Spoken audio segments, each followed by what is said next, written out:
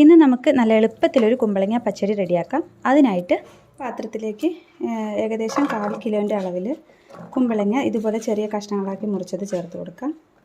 ഇതിലേക്ക് ആവശ്യത്തിനുള്ള ഉപ്പും വേവിക്കാൻ ആവശ്യത്തിനുള്ള വെള്ളവും കൂടെ ചേർത്ത് നന്നായിട്ടൊന്ന് തിളപ്പിച്ചെടുക്കാം. കുമ്പളങ്ങ പെട്ടെന്ന് തന്നെ വെന്ത് വരും.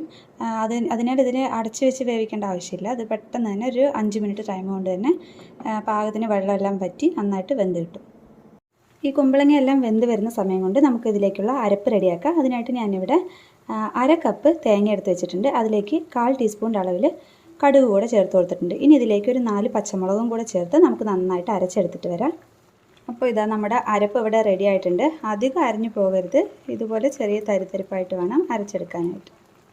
ഇവിടെ നമ്മുടെ കുമ്പളങ്ങയെല്ലാം നന്നായിട്ട് വെന്തിട്ടുണ്ട്. ഇനി നമുക്കിതിലേക്ക് നേരത്തെ അരച്ച് വെച്ചിരിക്കുന്ന ഈ അരപ്പ് ചേർത്ത് കൊടുക്കാം.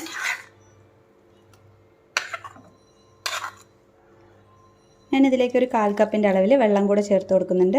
അപ്പോൾ വെള്ളം അധികം കൂടി പോകരുത്. നമുക്കിനി ഇതിലേക്ക് തൈര് കൂടെ ചേർക്കേണ്ടതാണ്. ഇനി ഇത് നന്നായിട്ടൊന്ന് മിക്സ് ചെയ്തിട്ട് ഈ തേങ്ങൻ്റെ പച്ചമണമൊക്കെ പോകുന്നത് വരെ ഒന്ന് തിളപ്പിച്ചെടുക്കാം. തേങ്ങ ചേർത്ത് കൊടുത്തതിന് ശേഷം നമ്മുടെ കറി ഇവിടെ നന്നായിട്ടൊന്ന് തിളച്ചിട്ടുണ്ട്. ഈ സമയത്ത് ഞാനിവിടെ ഇതിലേക്ക് ആവശ്യത്തിനുള്ള തൈര് ചേർത്ത് കൊടുക്കുകയാണ്. അധികം പുളിയില്ലാത്ത 1 കപ്പ് തൈരാണ് ഞാനിവിടെ ചേർത്ത് കൊടുക്കുന്നത്. ഈ തൈര് ചേർത്തതിന് ശേഷം കറി അധികം തിളച്ച് പോകരുത്. തൈര് നന്നായിട്ടൊന്ന് ചൂടായി കിട്ടിയാൽ മതി നമുക്ക്. അപ്പോൾ ജസ്റ്റ് ഒന്ന് മിക്സ് ചെയ്തെടുത്ത് ഒന്ന് ചൂടാക്കിയെടുക്കാം.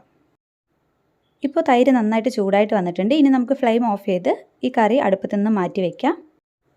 അതിനുശേഷം നമുക്ക് ഇതിലേക്കുള്ള കടുക് വറുക്കാനായിട്ട് ഒരു പാത്രം വെച്ചിട്ടുണ്ട്.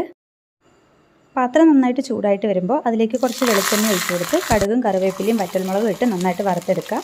ഇനി ഇത് കറിയിലേക്ക് ചേർത്ത് കൊടുക്കുക. അപ്പോൾ നമ്മുടെ ഈസി ആയിട്ടുള്ള കുമ്പളങ്ങ പച്ചടി ഇവിടെ റെഡി ആയിട്ടുണ്ട്. ഇതെല്ലാവർക്കും ഇഷ്ടമായെന്ന് വിചാരിക്കുന്നു. Thank you for watching.